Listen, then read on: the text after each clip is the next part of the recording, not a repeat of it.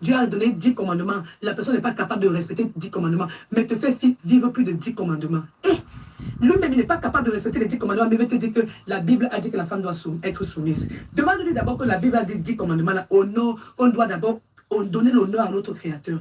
Avant de venir appliquer la règle de la Bible, avant de venir dire que la Bible a dit qu'il faut être soumise, toi l'homme là d'abord, rappelle-toi que la Bible a dit que l'homme doit aimer sa femme. Comme Jésus-Christ a aimé l'Église. Jésus-Christ aime tellement l'Église qu'il s'est sacrifié. Il s'est sacrifié pour l'Église. Donc l'homme doit se sacrifier pour sa femme. Et en ce moment, quand tu montres comment tu t'es sacrifié pour ta femme, la femme doit t'aimer. Maintenant, si tu te retrouves, si tu es un homme, tu te sacrifies pour ta femme, et elle n'est pas en train de t'aimer comme il faut, ça veut dire que c'est une Jézabel. Retire-toi d'elle. C'est comme ça. Retire-toi d'elle, tu restes avec le plan de Dieu pour ne pas perdre ton chemin.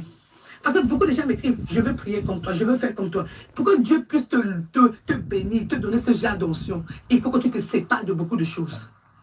Et je vous ai dit, apprenez à vous séparer de beaucoup de choses si vous voulez l'onction.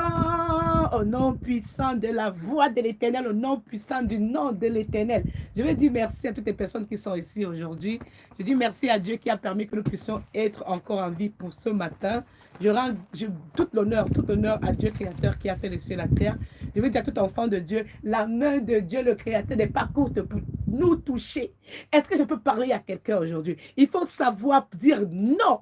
Quand tu sens que quelque chose veut te séparer de ton créateur, tu dis non, je me sépare de tout ce qui n'honore pas Dieu. Le problème, c'est que beaucoup de personnes veulent rester dans le confort avec les choses du monde. Vous avez pris vos femmes ou vous avez pris vos maris pour faire les idoles. Les gens ne comprennent pas que parfois tu prends un homme ou bien une femme comme ton idole. Écoutez-moi, je vais vous dire.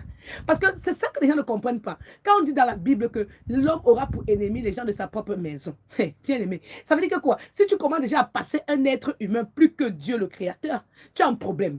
Tu adores les êtres humains plus que ton créateur. Si tu crées l'être humain plus que ton créateur, comment tu veux avoir la vie éternelle? Comment tu veux avoir... Écoutez, la mort que vous voyez là, tout le monde va mourir. Mais il faut chercher à entrer dans le royaume de Dieu. C'est ça qu'on dit qu'il faut vaincre. On dit qu'il faut vaincre. Je vais parler à quelqu'un aujourd'hui. Alors, je vais parler à quelqu'un aujourd'hui pour vous dire que vous connaissez comme j'aime venir ici là. Hey, si je pouvais vous montrer le ciel. Hey, hey, hey, hey. Le ciel est beau. Hey, oh, oh, oh, oh, oh. Hey, mon Dieu, si je pouvais vous montrer comment le ciel est beau. Comment je peux faire pour amener l'image là? Pour que vous voyez un peu comment ça représente sans bouger ma caméra. Eh mon Dieu, il y a une lumière que le Seigneur veut nous dire.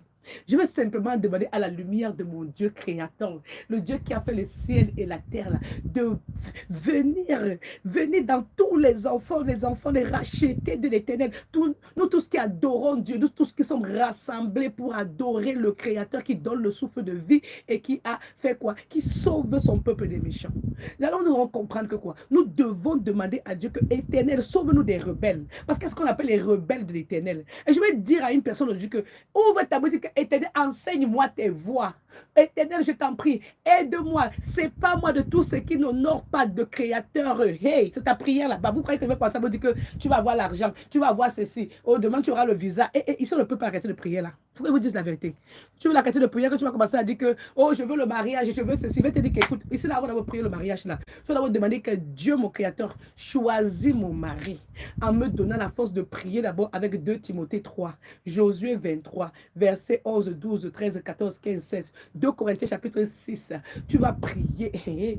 Tu vas prier avec 2 Corinthiens chapitre 6, 14, 10, verset 14 jusqu'à 18. Ici là, tu vas d'abord prier pour demander que, éternel, je vais lire Acte chapitre 2, Acte chapitre 3, pour que l'Esprit Saint entre dans moi, que je ne fasse pas le mauvais choix. Éternel, je t'en prie, que je ne sois pas en train de partir chercher la gloire à la mauvaise porte. Parce qu'il ne faut pas qu'on vous dise que tu vas avoir la gloire, tu vas avoir la puissance. Tu parles pas la gloire là où ce n'est pas bon. Maintenant, tu commences à avoir les problèmes. Jérémie 29, verset 11 dit que la bénédiction de Dieu, le Créateur, ne s'accompagne. On dit que, attendez, on dit que l'Éternel dit que quoi? Il a des bons projets pour nous, pas des projets de malheur. Et c'est dans les proverbes qu'on a dit que quoi? La bénédiction de Dieu ne s'accompagne pas de chagrin, n'est-ce pas? Pas que je mixe. Donc je vais dire à une personne, tout ce qui est pour le Dieu qui t'a donné le souffle de vie, c'est les bonnes œuvres.